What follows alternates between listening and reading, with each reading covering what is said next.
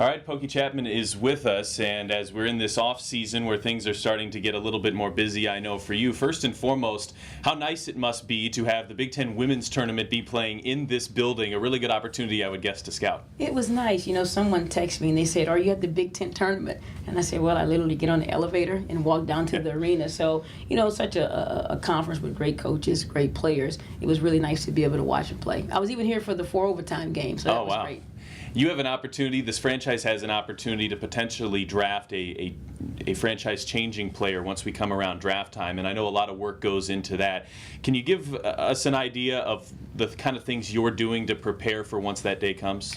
Well, you know, the first thing is, you know, you have to think about the player that most impacts your team in terms of need.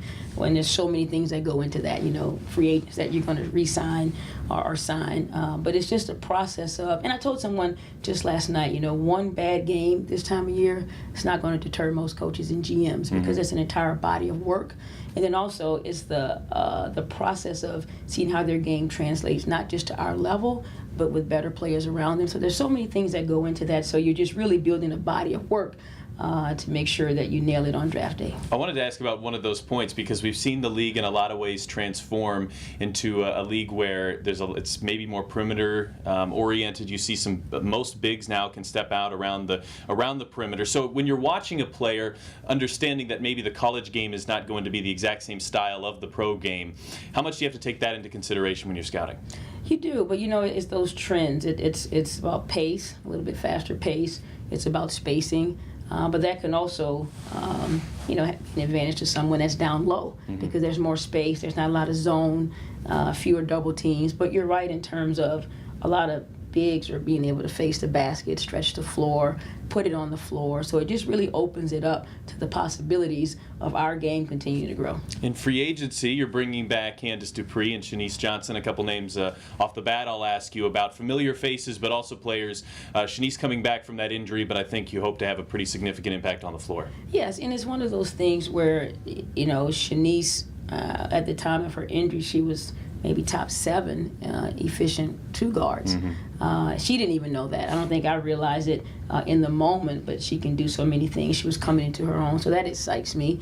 And Candace Dupree, I mean, she's an all-star. She's a champion. She's a calming presence. She plays well with others. Her IQ, she really could coach because she knows how to present things, so we're excited about that. She could coach. Shanice has talked about maybe one day wanting to be a referee, so she perhaps staying in the game as well. But obviously her injury is a tough one to return from, and it takes time, and it takes patience, and it takes a lot of work. And we were talking with her a couple weeks ago.